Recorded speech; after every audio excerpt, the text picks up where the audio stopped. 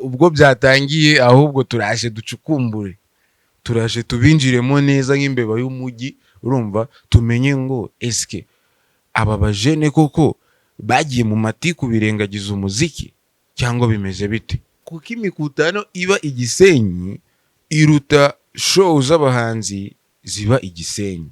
Ubwo ndavuga muri rusange Rubavu, nuko wenda mvuze umurenge umwe ariko abadukurikiye baba babyumva. So reka nkoreshe Rubavu ushaka kuyivugaho neza muri entertainment utazanyemo umukutano, nta kintu waba uvuze. Hari nk'abamama cyangwa se umumama wazajya aza akatubwira wenda akaduha ku ncamake z'uburyo umukutano wagenze. It's a part of entertainment ko nakubwiye. Mwe mutuze buke buke amakuru ya entertainment mu Rwanda hose, ngiye kuzajya nyabazanira 100%.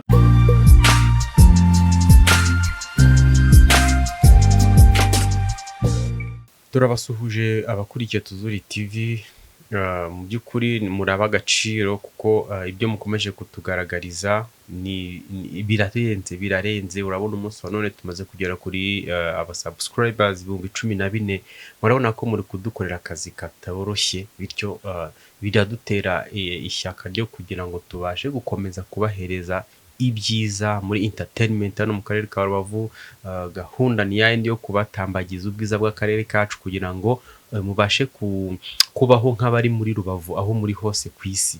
Bityo rero ubushize twaganiye n'imbeba y'umujyi Idibia, dusanga afite amakuru menshi yajya adufashamo mu kutugerera mu myobo itandukanye nk'uko yabivuze hano mu karere ka Rubavu, akatuzanira amakuru y'ibiri kuhavugwa. Ariko murabona ko umunsi wa none twamugaruye ari imbere ya kamera, urabona ni kuri swagaze, murumva ko afite byinshi yaduteguriye.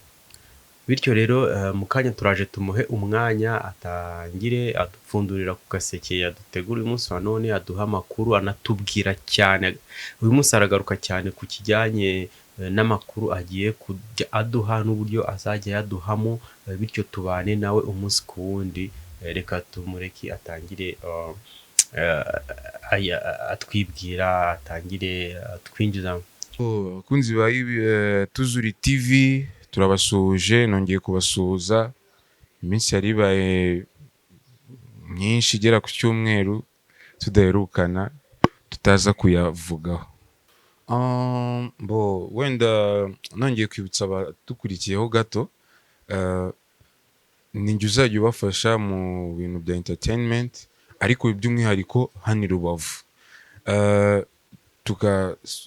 Tukasohoka tukinjira i Kigali, tugasohoka tukavuga worldwide, Africa hose kabisa, ni ibiki nyine biri gutrending.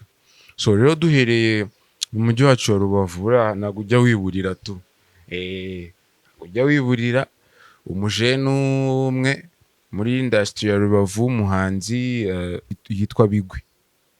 Twagiye kubona ejo bundi tubona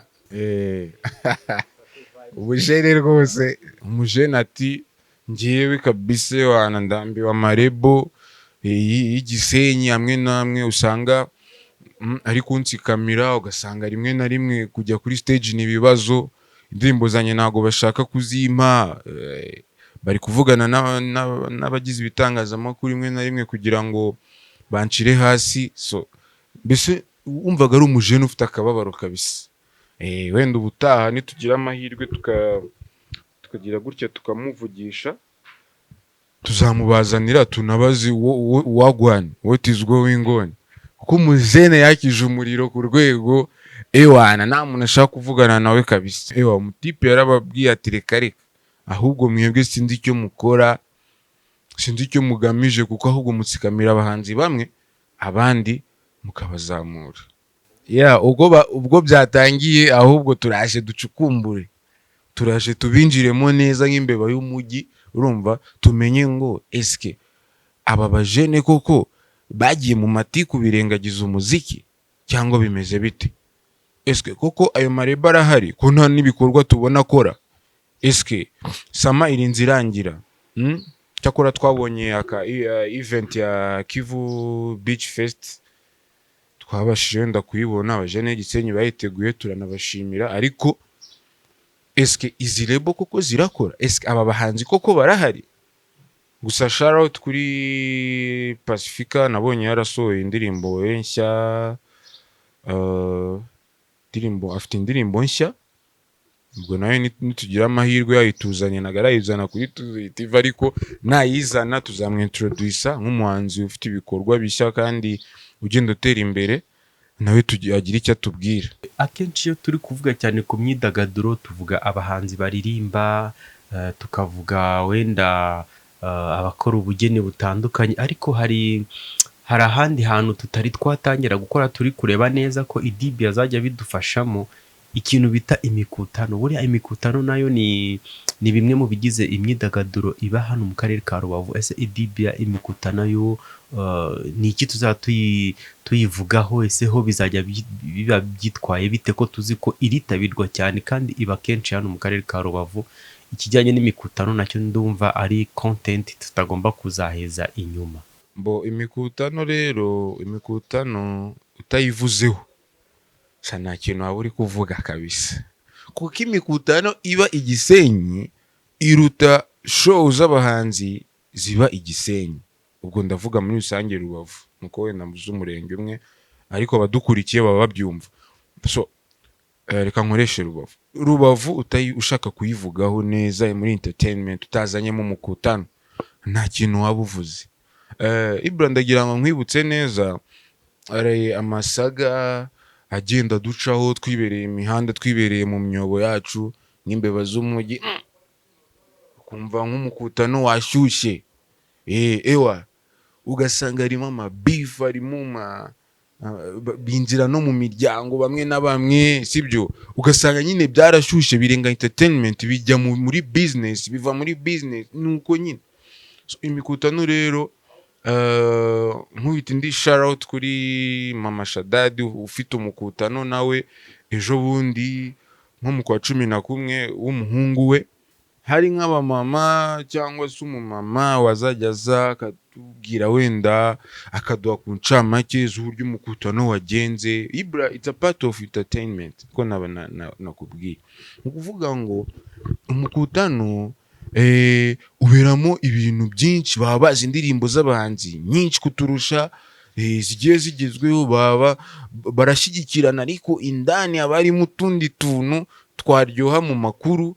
Ngira ngo abamama b'i Rubavu birekure bajye baza nyine badushyuhiriza umukutano, ariko bice kuri YouTube, bitrending umukutano ugiye kukuba, ariko washyushya abantu bawuzi bawubona. Abasubscribe barenga 14,000 dufite, harimo abamama benshi, sibyo? Tunababwira abamama bagiye badukurikiye bagiye bakanda kuri subscribe, badusubscribinge, dukomeze tubahereza entertainment, ariko cyane cyane eske umukutano ni iki kiberamo, ubutaha tuzakibazanira rero. Buriya rero Banyarubavu, niba ukeneye kugira uruhu rwiza, niba ukeneye kugira ubuzima bwiza, niba ukeneye kumva ko ubayeho utekanye, nta handi hantu babigufasha uretse kuri Bosama Sauna Massage. Bantu muri Rubavu, bantu musura Rubavu, ntimukave muri Rubavu mutagiye muri Bosama Sauna Massage. Niho hantu honyine mushobora gukorera massage mukumva muraruhutse, muratekanye, mukagira ubuzima bwiza. N'ahandi rero mwayisanga uretse hafi ya Petite Barrière. Ukeneye kubahamagara cyangwa se ukabakontakta kugira ngo ubashe kugenda nawe wirebera ibyo byiza bya massage yaho, mwahamagara kuri 0790375008. Si ngombwa ko nimero tuyisubiramo kuko iyi ni video muba muri kuyireba, ariko reka nongere nyibasubiremo: 0790375008. Ubundi ukabahamagara ukabageraho, ubundi bakagukorera massage, ukajya muri sauna ukumva uratekanye. Nta handi rero ni Bosama Sauna Massage. Anyway, ariko urabona ko uruhu rwanjye rwatangiye gucya. Ibra, reba neza. Of course man, cyane imbeba y'umujyi sitajya muri sauna, yaba ari imbeba ya Anyway, ni n'ahantu heza, hari ubona hari ubusitani bwiza, akayaga, iki hitaruye gato umujyi, ku buryo nyine wumva ko utuje kabisa. reka dukomeze na Idibia akomeza aduhereza muri make ibiganiro azajya atugezaho hano mu karere ka Rubavu, atugerera muri Kigali, atugerera ku isi yose, kuko urumva ntago azibanda hano cyane gusa, ni ukujya tuvangira akatubwira n'ibindi biri gutrendinga, tukumva n'ukuntu abanyarubavu izo trends bari kuzivugaho uko bazakiye, bityo twese ntitusigare inyuma mu karere kacu, bityo tujye turushaho kujyana n'abandi mu myidagaduro. Ntabwo twakwirengagiza ko entertainment yo muri Kigali inyeganyeza nyine igihugu cyose, u Rwanda rwose, sibyo? So icyo cya mbere navuga, hari saga mbese ni saga gusa umuntu abenshi badatinya no kuvuga ati entertainment noneho yo mu Rwanda kiri kurwaniramo n'ibifi binini muri YouTube, rimwe na rimwe ugasanga ni entertainment ariko irimo twavuga ibintu bitamenyerewe cyane mu Rwanda by'amatiku. Yarasanzwe hari kuva kera, ariko aho YouTube yaziye, aho amacano yaziye, aho aya mafaranga yaziyemo mu bintu by'imyidagaduro, ariko cyane cyane biciye kuri za murandasi, hajemo ikintu cy'imyiryane ariko mbona ko gishingiye cyane ku matiku, ntabwo nabura kubivuga. N'indonke, burya ahantu hiburara agafaranga urabizi nawe.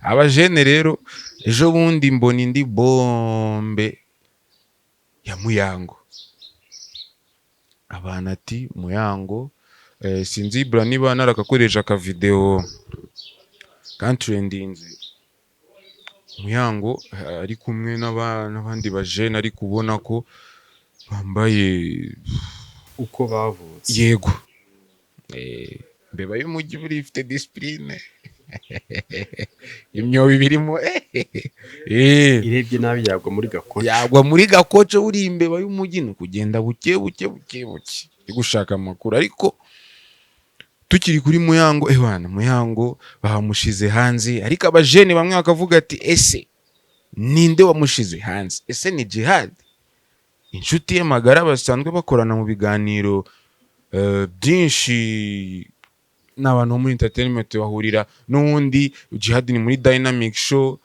akaza, ariko basanzwe nahura na ba DJ Brian, ariko bakavuga ati eske bura umuntu gushira hanze ni umuntu bukuzi, akenshi ni umuntu bukuzi cyane none yari gushira nk'ibintu nk'amabanga yawe none wari ufite nko muri telefone, abantu bakibaza ati se Muyango nk'umuntu w'umumama wiyubashye, umugore wa Kimenyi, umukinnyi nawe waduhaye kabisa ikintu bita ibyishimo, ho navuga ku bantu bakunda ruhago, ni gute ubwambure bwe bugiye hanze? Eske kuki bugiye hanze muri iyi minsi?